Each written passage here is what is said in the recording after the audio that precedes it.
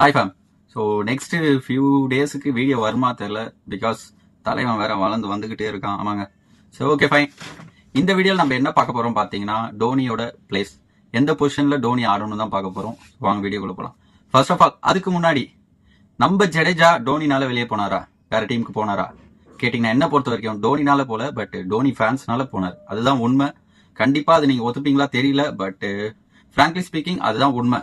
S, நீங்களே நிறைய match பார்த்துருக்கலாம். ஜடேஜா ஆடும் போது கிரௌட்ஸ் அந்த மாதிரி கத்துவாங்க, அவுட் ஆகணும் டோனி வரணும்னு கத்துவாங்க.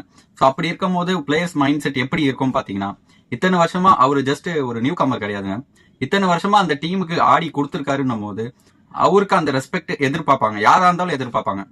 For example Rohit Sharma, so Mumbai crowd கிட்ட இருந்து கண்டிப்பா அந்த ரெஸ்பெக்ட் எதிர்பார்ப்பாரு. அண்ட் ஆர்சிபி பாத்தீங்கன்னா நம்ம விராட் கோலி, ஈவன் டோனி அதே தான் எதிர்பார்ப்பாரு. பட் ஜடேஜா எதுக்கு அதை எதிர்பார்க்க கூடாது? ஸோ அத்தனை வருஷம் சிஎஸ்கே ஒரே பிரான்சைஸ்க்கு ஆடி இருக்காருன்னும் போது அவர் கிரௌட் கிட்ட இருந்து எதை எக்ஸ்பெக்ட் பண்ணுவாரு? கண்டிப்பா லவ் தான் எக்ஸ்பெக்ட் பண்ணுவாரு. பட் அந்த லவ் சிஎஸ்கே ஃபேன்ஸ் கொடுத்தாங்களா? சாரி, சிஎஸ்கே ஃபேன்ஸ் இல்ல, டோனி ஃபேன்ஸ் கொடுத்தாங்களா என்ன கேட்டீங்கன்னா, கண்டிப்பா கொடுக்கல. அதுதான் உண்மை. அண்ட் அப்படி இருக்கும் போது அவருக்கு எவ்வளவு ஹர்ட் ஆயிருக்கும்ட்டு கண்டிப்பா ஹர்ட் ஆயிருக்கும்.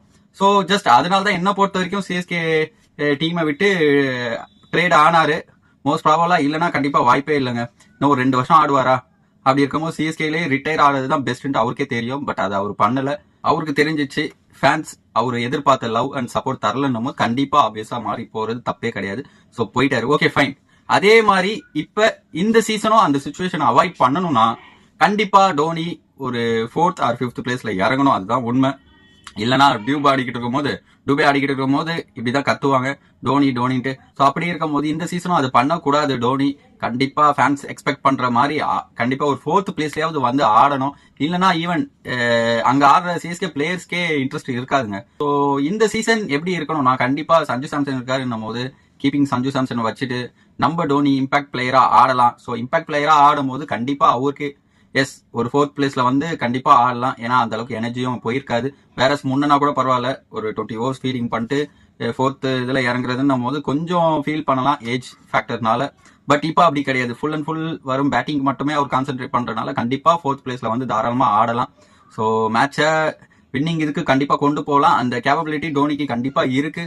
ஸோ அவரு கண்டிப்பா 4th பிளேஸ் இல்ல 5th பிளேஸ்ல இறங்கணும். 7, 8 இறங்குறது வேலைக்கு ஆகாது. அண்ட் மோர் ஓவர் அது அவங்க டீமுக்கு நல்லது கிடையாதுங்க. ஒரு வின்னிங் பேத்துக்கு கொண்டு போகலாம். கண்டிப்பா 4th பிளேஸ்ல இறங்கினா கண்டிப்பா நிறைய ஓவர்ஸ் இருக்கும்ன்ற போது கண்டிப்பா அனலைஸ் பண்ணி, அதுவும் டோனிக்கு சொல்ல தேவையில்ல. ஸோ ஒரு ஓவர் மாட்டினா கூட கண்டிப்பா வச்சு செஞ்சிருவாப்ல.